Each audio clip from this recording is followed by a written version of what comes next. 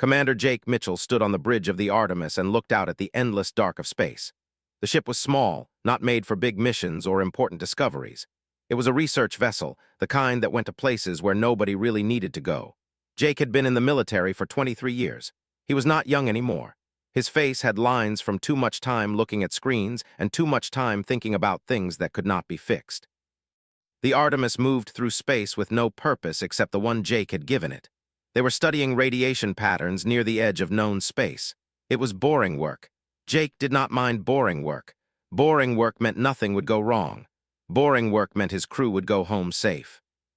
His navigation officer, a young man named David, called out from his station. His voice was strange, tight, like something was wrong. Jake turned to look at him. "Commander, we have a contact," David said. "It is small, very small. It is moving slow. It might be debris." Jake walked closer to the screen. The object showed up as a small dot moving without power through space. No ship that moved like that was safe. No ship that moved like that had a crew that was alive. "Range?" Jake asked. 3,000 kilometers and closing on our current trajectory," David said. Jake thought about his orders. The orders were simple. Study the radiation. Do not go looking for trouble. Trouble was everywhere in deep space, and the military did not want research vessels getting hurt when they could avoid it. But Jake also thought about something else.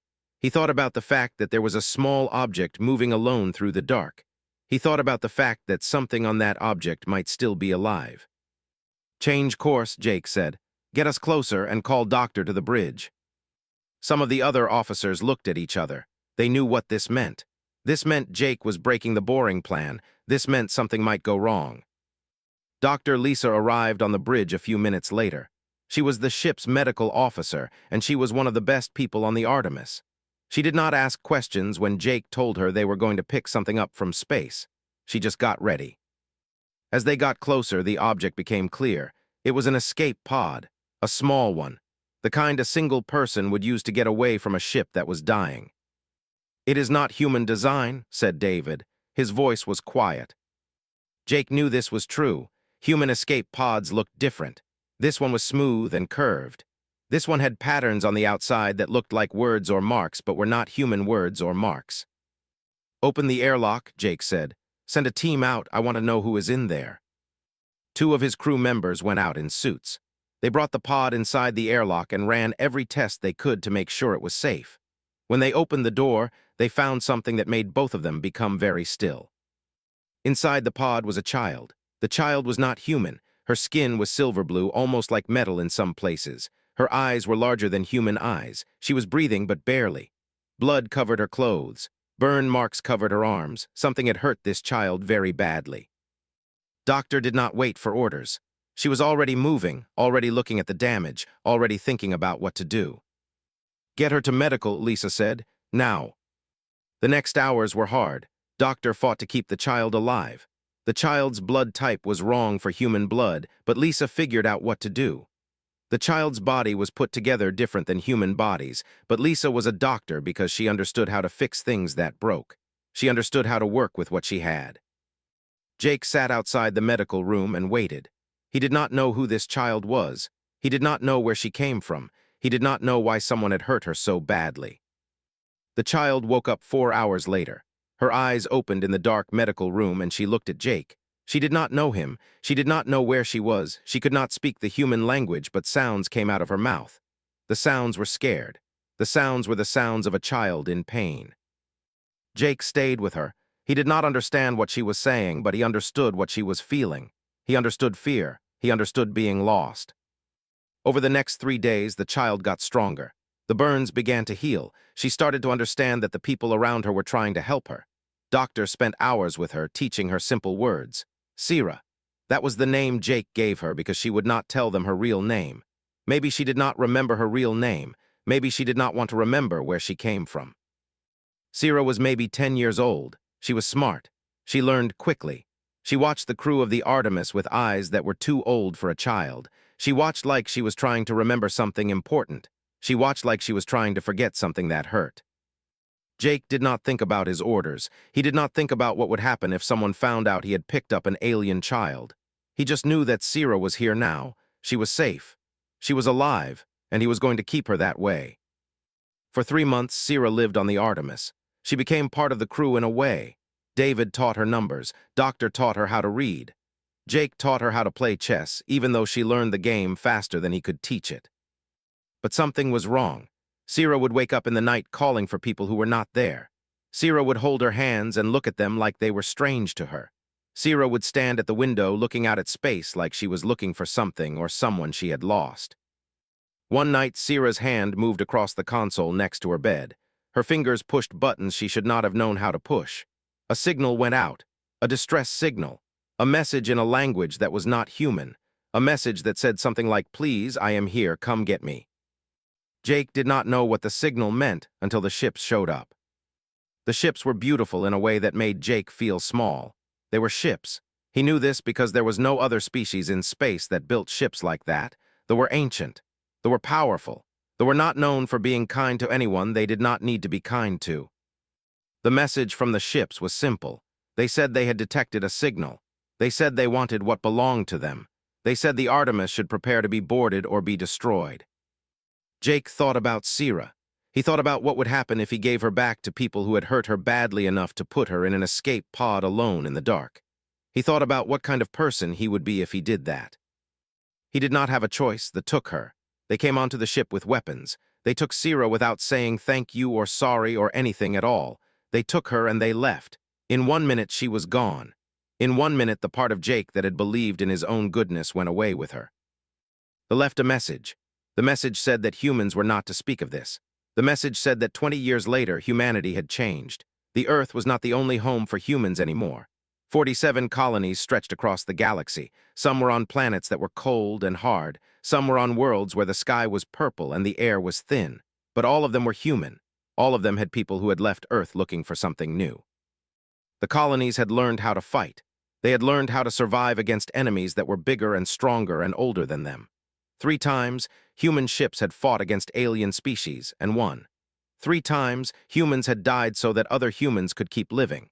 This was the cost of being new in a galaxy that was very, very old.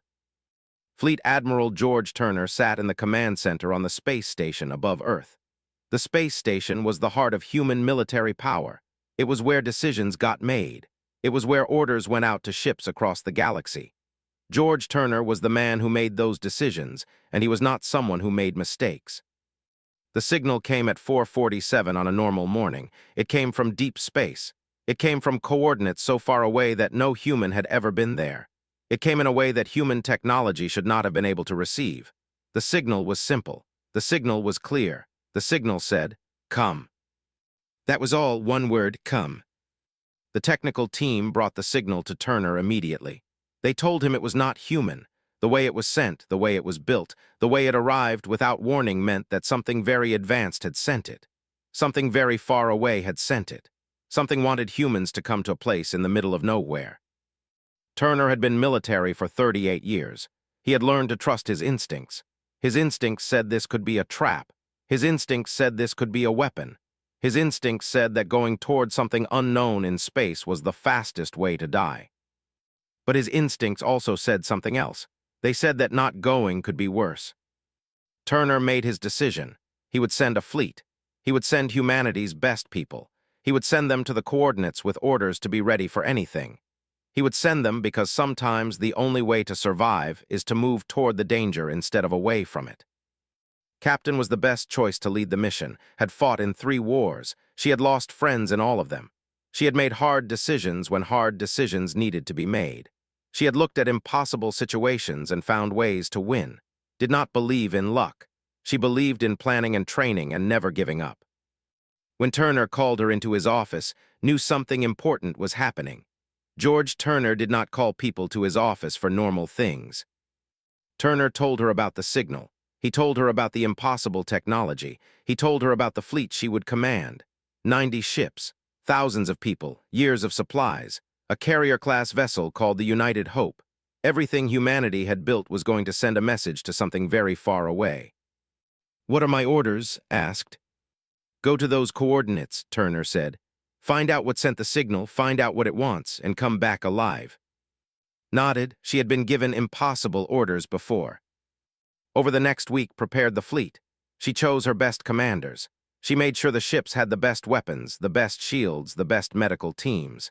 She made sure her people understood that they were going into the unknown and that the unknown was where people died. But she also made sure they understood something else. She made sure they understood that humanity was counting on them. She made sure they understood that whatever happened, they would do it together.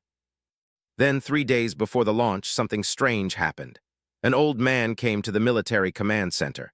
He wanted to talk to. The guards almost did not let him in. He looked like nobody important. He looked like someone who had been old for a long time. But saw him, and something in what he had to say made her listen. His name was Jake Mitchell. He had been in the military a long time ago. He had retired. He was nobody important now, but he had a story. He told about an escape pod. He told her about a child he had found in the dark. He told her about a child who did not remember how she got there. He told her about the fact that they had come and taken her without saying thank you. "I never told anyone," Jake said. "I was told not to talk about it, but I am old now. I am going to die. And I think maybe that child is the reason you got that signal." Listen to his whole story. She did not know if it was true, but she believed that Jake believed it was true, and she understood that sometimes the past comes back in ways that change everything. Took Jake's story and she brought it to George Turner. Turner read it and he made a decision. Would take the fleet to the coordinates, but she would not go as a military force looking for a fight. Would go as an open hand. Would go as someone who was willing to listen. This decision scared some of Turner's officers. They said that showing weakness in space was the fastest way to die. They said that going toward unknown aliens with open hands was how you got killed. But Turner made the decision anyway, and prepared the fleet anyway. The night before launch, went to see Jake Mitchell. She went to his home. She sat with him and drank bad coffee that he made, and she told him that she believed him. She told him that whatever happened at those coordinates, his story mattered. She told him that the signal was real and that it was probably from the child he had saved. Jake started to cry. He was an old man, and he had spent 20 years thinking that his mercy had been wasted. He had spent 20 years thinking that saving a child who got taken away was something that did not matter. Put her hand on his shoulder. "You taught someone how to be kind," she said. "You never know what that will do. You never know how far kindness will travel." The next morning, the fleet prepared to leave. 90 ships. The best soldiers humanity had, the best officers humanity had, the best hope humanity had. They lifted off from Earth and began to move toward the coordinates. They moved toward something unknown. They moved toward something that might kill. The coordinates led to a place that was not on any human map. It was not empty space. It was not near any planet or star that humans had named.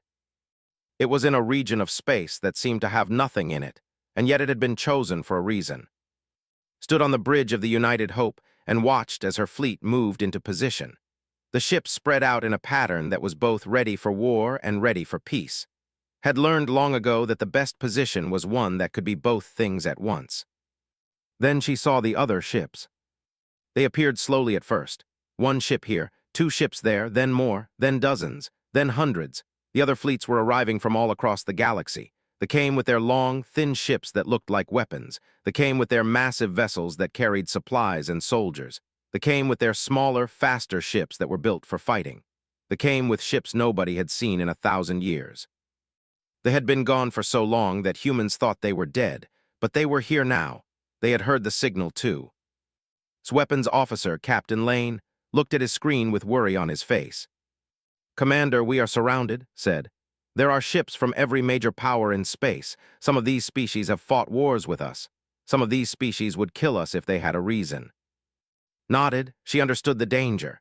She understood that one wrong move could start a fight that would destroy all of the human ships in a few minutes.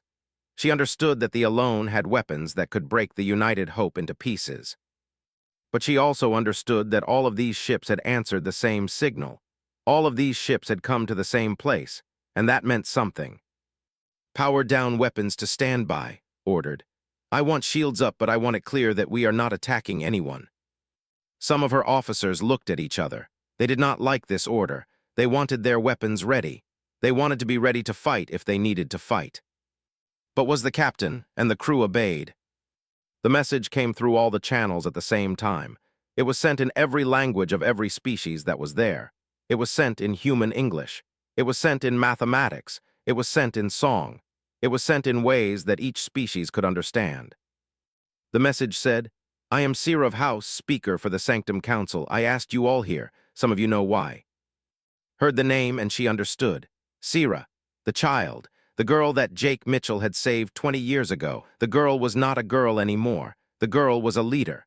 The girl was the speaker for the Sanctum Council, one of the most powerful positions in the entire galaxy. A single ship moved forward from the center of the gathering. It was beautiful in a way that showed power and intelligence and age. It was a ship. It was built to last for thousands of years. It had been designed by a civilization that had learned how to survive when most civilizations had failed. Gave an order to bring the ship's image onto the main screen. When the ship appeared, saw something that made her understand the danger of the moment. There were weapons on that ship, very advanced weapons. Weapons that could destroy everything in this space if Sira wanted it destroyed. But Sira did not attack. Instead, the message came again. "Captain of the human fleet, I see you." His heart moved faster. Sira was looking at her. Sira was choosing to talk to her when there were commanders here from species that were older and more powerful and had more ships. "Yes," said into the communication system. "I am here, I see you too." "Good," Sira said. "Then you understand why I called you all here. You understand what you are about to learn." The gathering moved to a neutral station, a place that belonged to no single species.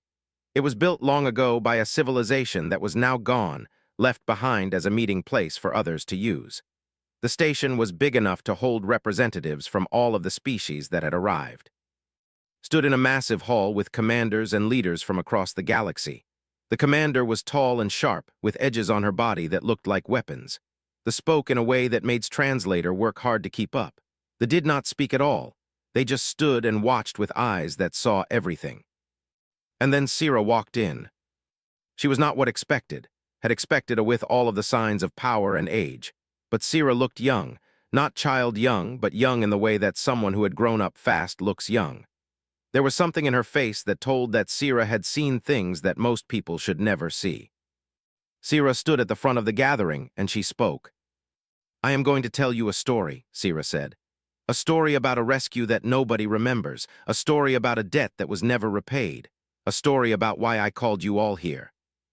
The gathering became very quiet, could hear the sound of the station's systems working. She could hear the sound of the breathing. She could hear the sound of her own heart beating. Sira began to speak. She told them about her childhood in the Sanctum Palace. She told them about being a child who was protected but lonely. She told them about the day that everything changed. She told them about the coup attempt, about the people who tried to kill her, about the fact that she had to run or die. "I took an escape pod," Sira said. "I went out into the dark with nothing. I did not know how to survive. I did not know where to go. I did not know if anyone would ever find me." The gathering listened. The commander stopped moving. The made sounds that their translator turned into something like crying. The eyes got brighter. "But someone did find me," Sira said. "A human ship found me, a human captain, a human doctor, a human crew. They did not know who I was. They did not know that I was. They did not know that saving me could cause problems for their entire species. They just knew that I was a child and I was dying, so they saved me." Understood now, she understood everything. She understood why Jake had come to her. She understood why the signal had been sent. She understood why Sira had called everyone here. "They did not thank them," Sira said. "They took me back and we said nothing to the humans. We left no record of what they had done. We left no thanks. We left no acknowledgement that humans had showed us a mercy that we had not earned and did not deserve." Sira looked directly at, "But I remember. I have always remembered. And now in the moment when the galaxy needs to come together, I want everyone to know the truth. I want everyone to know what one human choice can do. I want everyone to know that humans are not what the rest of us thought they were. Humans are not primitives. Humans are not a species to be managed or ignored. Humans are a species that understands something we have forgotten. Humans understand that mercy is not weakness. Humans understand that saving a stranger's child is worth the risk. Humans understand how to be good without asking what good will cost them." Felt the weight of everyone's eyes on her. She felt the weight of Sira's words. She felt the weight of the truth. "This is why I called you all here," Sira said. "This is why every major power in space has gathered in this place. Something is coming. Something is coming that is bigger than any of us. Something is coming that will end all of us if we do not stand together. And I am asking you to stand with humanity. Not as Sira stood before the assembled leaders of the galaxy's greatest powers. She was not afraid. She had lived her whole life afraid, and now she was done with fear. Now she was ready to tell the truth. The truth was what could change things. The truth was what could make the galaxy understand. When I was taken back by Sira began, I did not know my name. I did not know who I was. The person who saved me named me Sira, and I kept that name because it was the first thing that was truly mine. It was given to me without expectation of return. It was given to me by someone who did not know that I would become important. That is what kindness looks like. That is what mercy looks like. The commander moved slightly, could see something in her expression. She could see recognition. She could see that they understood something about what Sira was saying. My father was the leader of the Sanctum Council, Sira continued. My mother was one of the most advanced scientists we have. My family had ruled for 500 years. Everything I had was power. Everything I had was protection. Everything I had was meant to make me strong enough to lead a civilization that had forgotten how to feel. Sira walked slowly across the front of the gathering. Her footsteps made sounds that echoed in the station. Then my uncle decided he wanted to be the leader instead. He decided that I was too young. He decided that a girl who had not yet come of age should not hold power. He was probably right. But he was wrong about one thing. He was wrong about the fact that he could kill me to take what he wanted. They made a sound like pain. My uncle tried to poison me during dinner. My mother saw it and she pushed the cup away. 3 people died that night instead of me. My mother, my father, my oldest brother. They died so that I could live, so that I could run. Felt her chest tight. She understood what it meant to lose people. She understood the weight of being the one who lived when others died. I took an escape pod because it was the only thing I could think to do. I did not know how to use it. I did not know where it would go. I just knew that I had to be gone. I had to be away from the sanctum. I had to be alive. So I set the controls to random and I went into the dark. Sira stopped walking. She turned to face directly. And then Captain Jake Mitchell found me. Heard the name?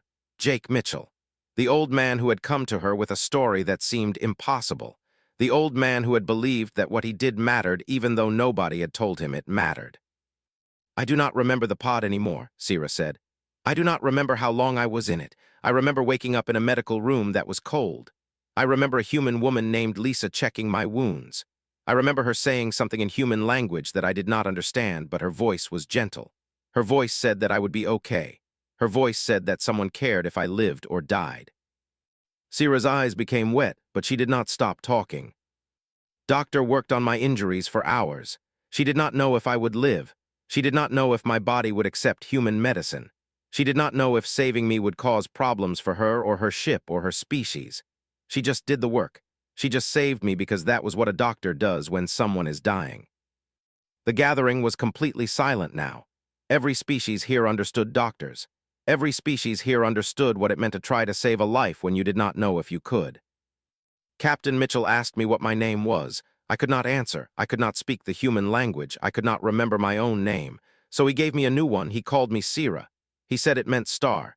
He said that everyone deserved a name that meant something beautiful. He said that I would be okay. Sira's voice got stronger. Her voice got louder. For 3 months, I lived on that ship. For 3 months, I was part of a human crew. They taught me language. They taught me how to read. They taught me how to play. They treated me like I was a child who had a future, not like I was a refugee who was in the way. They treated me like I was worth saving. They made a low sound. It was not a sound of pain. It was a sound of understanding. Then I accidentally sent a distress signal.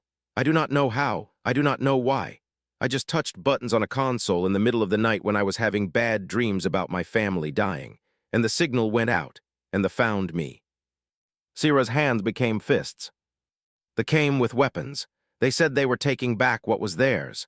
They did not say thank you to the humans who had saved my life. They did not say thank you to the doctor who had worked so hard to keep me alive. They did not acknowledge that these people had risked everything for me. They just took me and they left.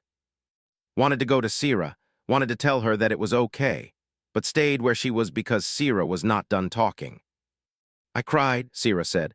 I cried because I was leaving the only people who had been kind to me. I cried because Captain Mitchell was the closest thing I had to a father and I was losing him. I cried because I understood that humans had shown me something that my own people had forgotten. They had shown me that the value of a life is not in what that life can do. The value of a life is in the life itself. The value of a life is in the fact that it exists and that it matters. Sierra looked at every commander in the room. She looked at every species that had come to this place. I became the speaker for the Sanctum Council 3 years ago, Sierra said. I took my uncle's power and I took his life. I did not forgive him. I did not show him mercy. I showed him justice. Some of you think that is weak. Some of you think that mercy is what weak species do when they cannot fight, but you are wrong. Mercy is the hardest choice. Justice is easy. Revenge is easy. But mercy is what only the strongest do. Sierra walked to the center of the gathering. Captain Jake Mitchell is old now. He is going to die soon, and when he dies, he will die thinking that what he did not matter. He will die thinking that his mercy was wasted. But it was not wasted. It changed me, and I am going to tell you now why I called you all here. Everyone moved forward slightly. Everyone wanted to hear this. Everyone needed to hear this. Something is coming from beyond known space, Sierra said. A civilization that is hostile and very advanced has detected all of our military activity. They have detected all of our wars and our ships and our weapons. And they are coming to take what they can take and kill what they want to kill. They will be here in 2 weeks. When they come, we will need to stand together or we will all fall apart. The gathering became loud. The commanders started asking questions. They wanted to know about the threat. They wanted to know how bad it was. They wanted to know if they could survive it. Sierra raised her hand, and everyone became silent. We can survive it, Sierra said, but only if we understand something that humans understand better than we do. We can survive it only if we understand that unity is stronger than power. We can survive it only if we understand that the strength of a civilization is not in its weapons. The strength is the weeks after Sierra's speech were the busiest weeks in human history. Captain worked with military leaders from every major civilization in the galaxy. They shared their weapons technology. They opened their supply lines. They brought soldiers and ships. They brought ancient knowledge about how to fight enemies that seemed impossible to defeat. And humans brought something else. Humans brought the knowledge that they had learned the hard way. Humans had come from a world that was harsh and unforgiving.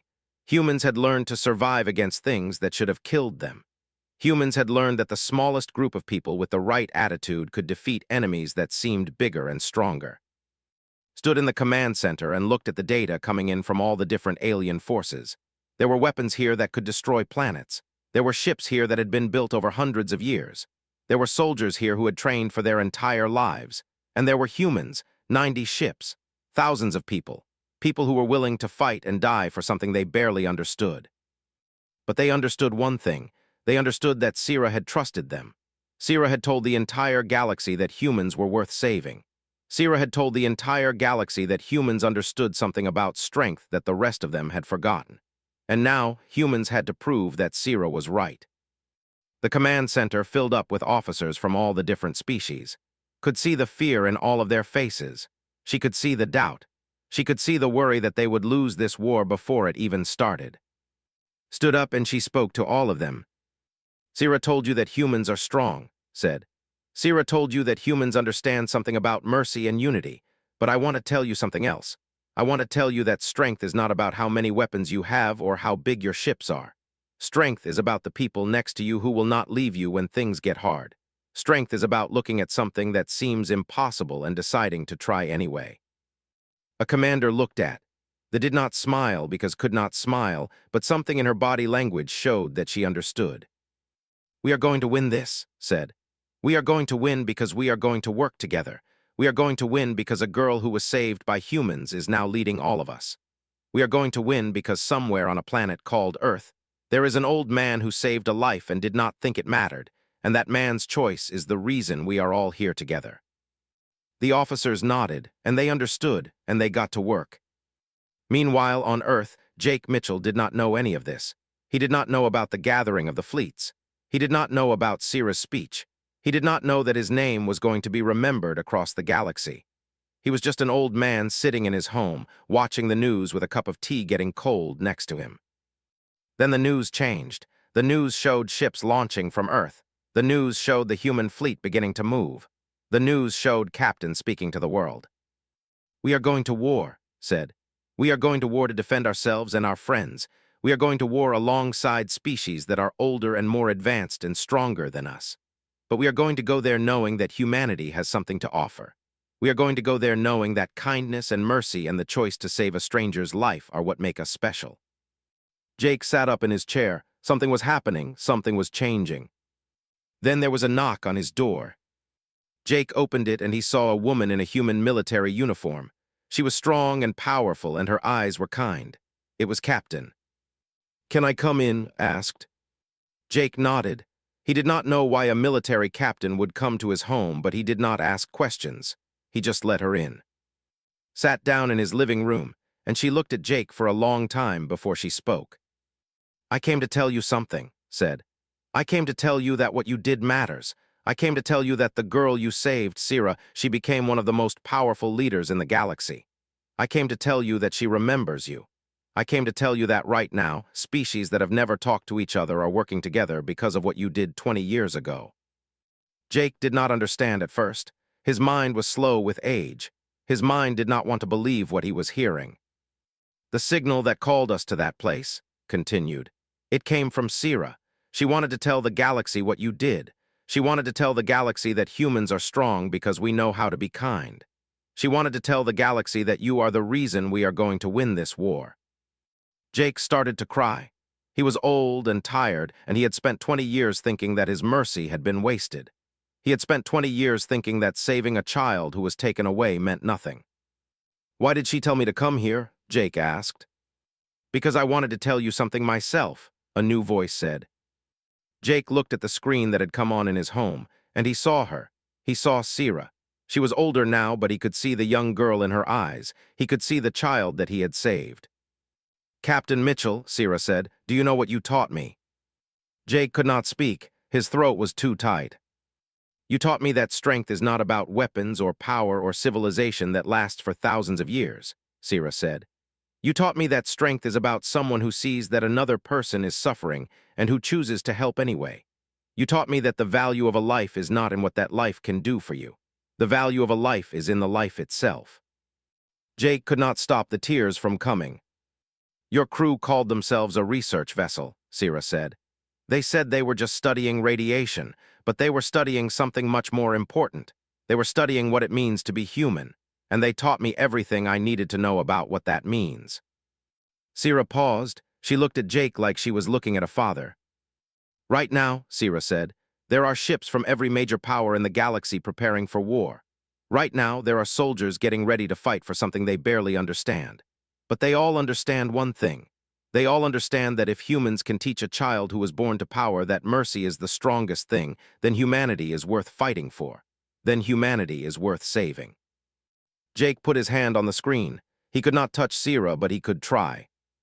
"I never knew that what I did would matter so much," Jake said. "It matters," Sira said.